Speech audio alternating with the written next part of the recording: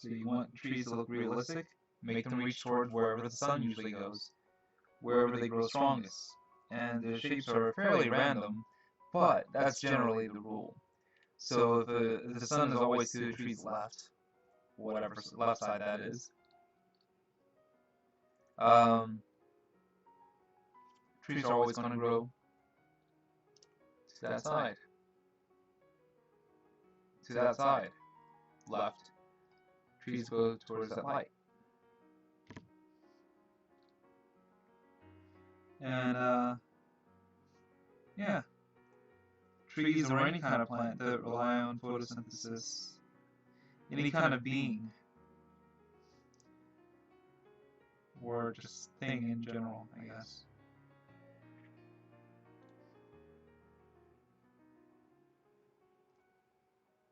So that reminds me, a long time ago, I heard about this guy that basically learned how to photosynthesize and lives solely on this nectar that he creates. And I wonder if that guy's still alive. It's been a while since I heard from him. So, apparently, he solely subsists on this nectar that he makes himself. I'm just like, how? Like, how? We aren't biologically made to create matter from air. No, we require hard substances to do that, to create matter, to create ATP, which fuels cellular processes, to create sugars, or to refine sugars and process such, and proteins to help build stable bonds within our bodies.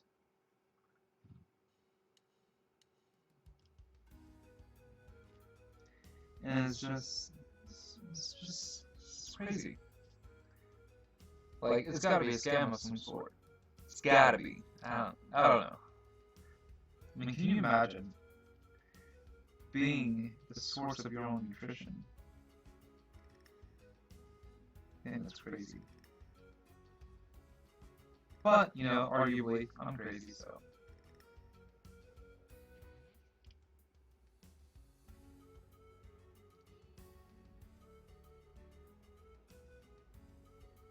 I think, I'm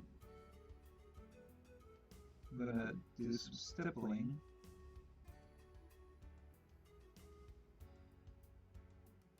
I don't really stipple a lot of things at all. I would say the amount of times I've stippled anything in my life is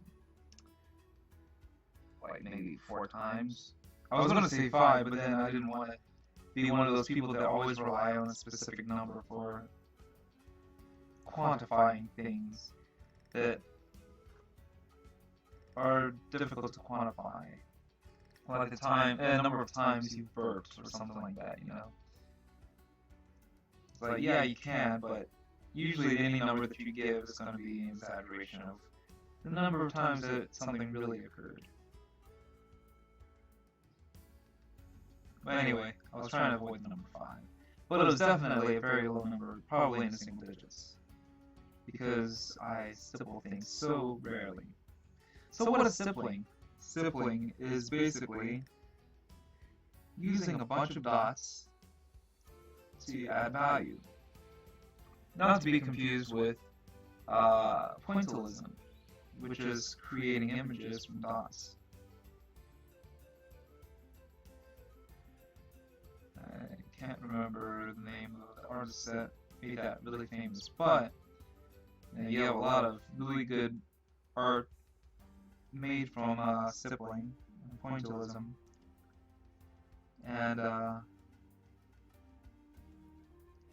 lot of really large collages are essentially works of pointillism, where each image makes up one whole image. And I think that's really rad. Really, really rad.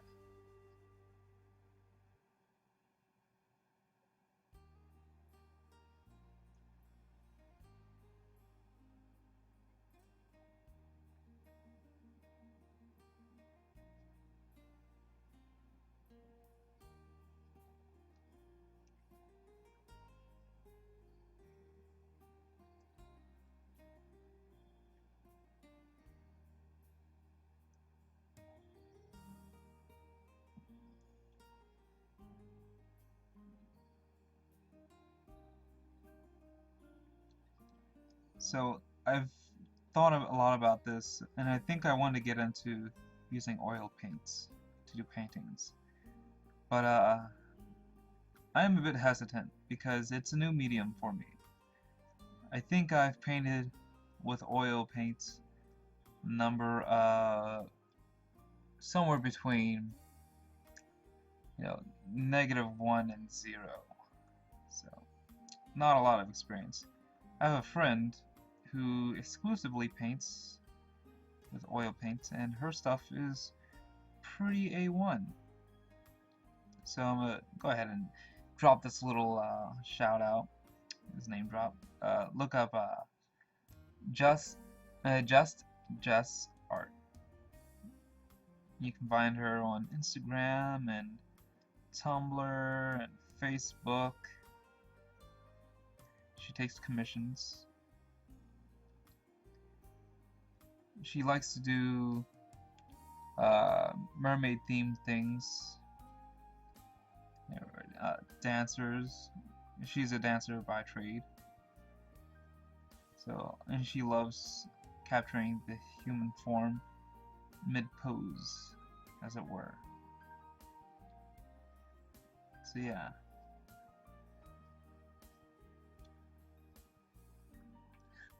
Yeah.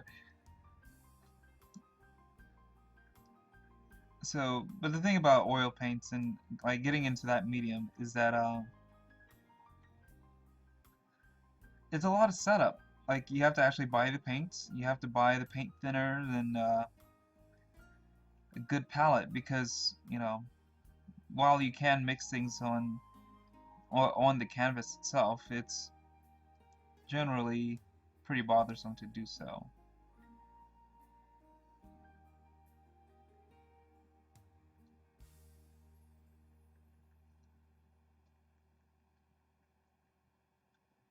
So get a good sized palette so you can mix colors on the palette before applying them. You could do the wet on wet and a wet on wet technique, which was made famous by Bob Ross.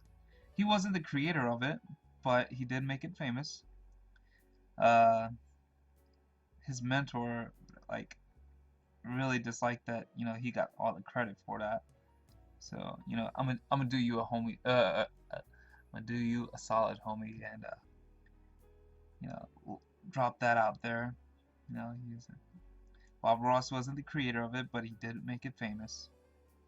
Wet on wet technique. And he's able to knock out those paintings so fast. Each painting that looks like it takes years to do, he literally does in like a single sitting within about 20 to 30 minutes. Which is a lot quicker than I probably would be able to. Because I don't do anything fast.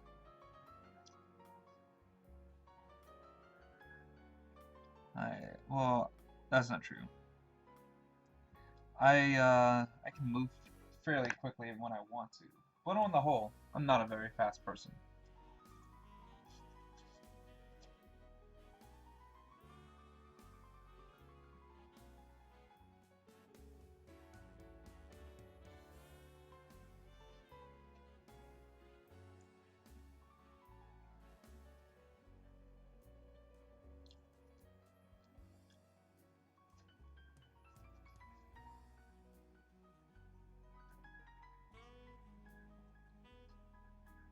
So, ironically enough,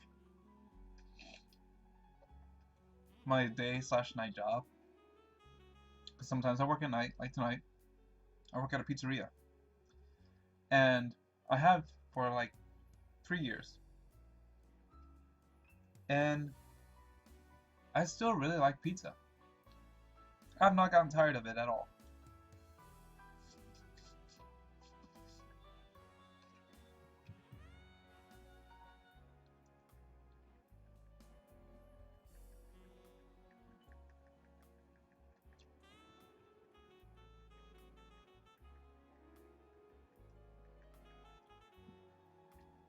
I think that might be because I actually don't eat a lot of pizza. I probably had pizza just this for the first time in a whole week today. Yes, probably it was this morning. Said probably it was this morning.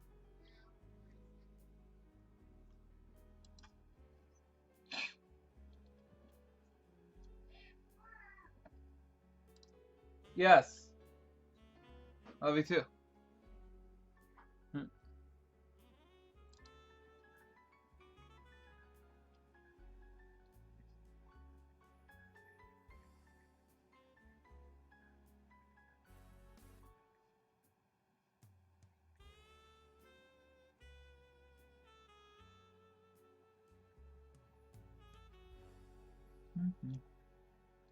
So yeah, I really like pizza. My favorite style of pizza, I would have to say, is New York style.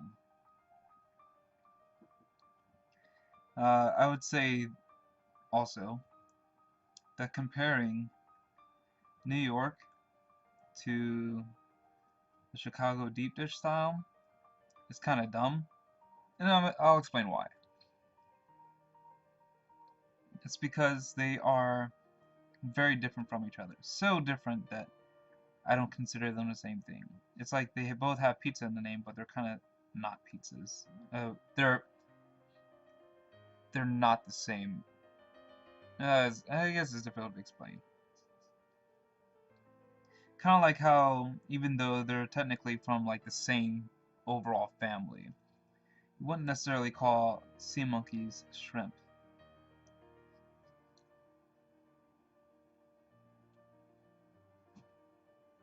even though they are still crustaceans.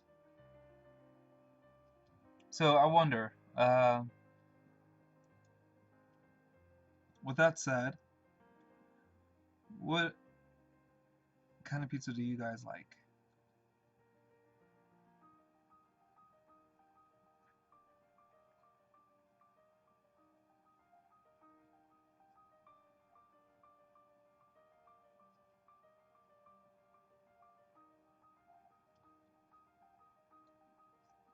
It could be like toppings or style of pizza.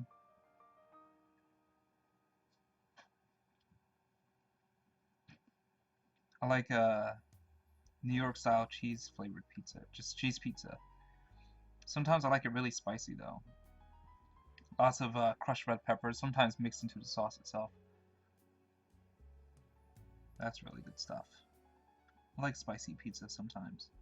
Sometimes I'll get jalapenos on mine. I will say jalapenos and banana peppers and pineapples on pizza is really, really good. It's one of those flavor combinations you don't think will work until you have it, and then you're like, wow, this pizza combination really works.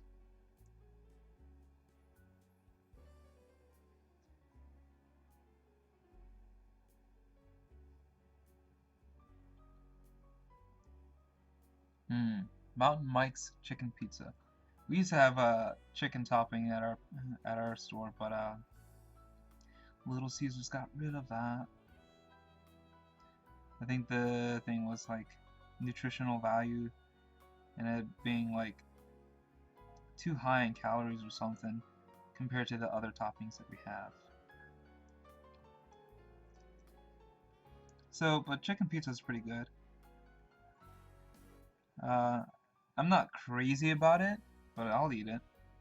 Especially if it's like buffalo chicken.